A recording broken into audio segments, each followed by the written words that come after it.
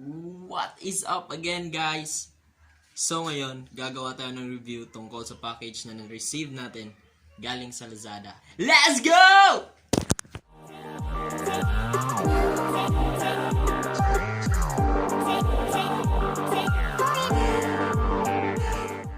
Bago po tayo magsimula, shoutout po muna sa dalawang loyal na subscriber ko. Ayan po, let's go na! Bubuks...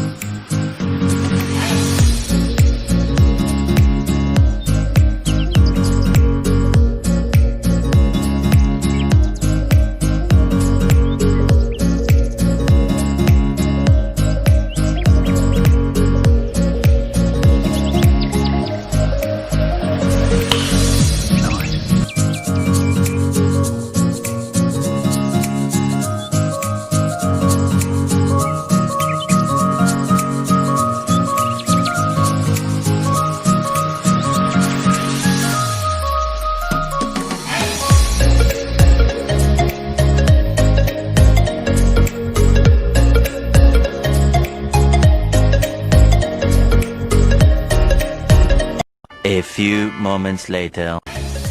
So ito po yung laman, ano?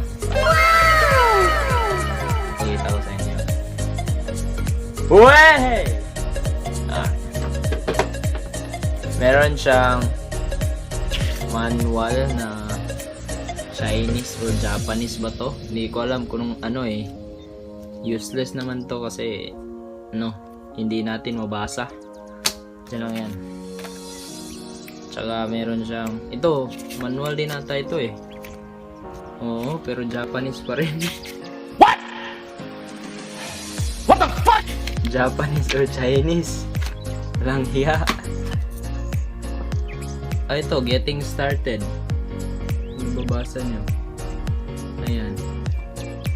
Meron siyang English na konting instruction kung paano mag-start. Magagamit ko to. Op, may pasama pang sticker. Moza. At ito na po ito na yung main. Ayan. Ito yung lock. Kita niyo ba? Ayan. Kailangan nating i-unlock muna tapos i-twist. Diba? Papakita ko sa inyo mamaya kung paano pag-on. Siyempre, pipindutin lang natin yung button na on para ma-on. Ito. Tsaka meron siyang bag kung saan pwede nating ilagay yung gimbal if may pupuntahan tayo. Papakita ko sa inyo. Ayan, diba? Ayos kung pupunta tayo sa mga resort or sa mga beach, gagawa tayo ng montage, madali lang siyang dalhin, portable eh. O, diba? Galing-galing. Yan. O, meron pa. Ito pala yung stand o yung maliit na tripod na kasama. Sensya na kayo medyo madilim kasi gabi na ho eh. Ngayon ko lang naisipan gumawa ng video. Ito lang yan. Hop! At may kasamang sa charger niya po ito. Type C po eh. Ito po yung charger ng gimbal. Ito po yung cord pero wala po yung charger head. Kayo na lang po magpo-provide nun. Ano pa? Hop! Ito. Pang connect to sa cellphone.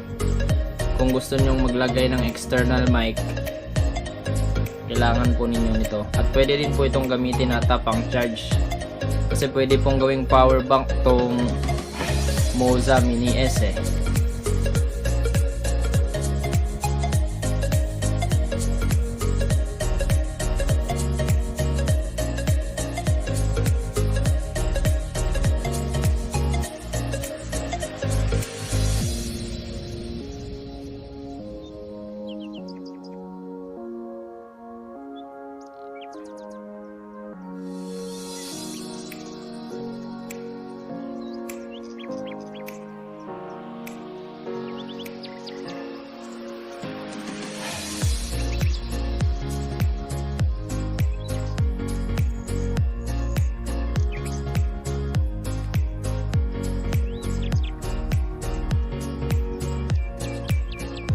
So let's go na po sa split screen.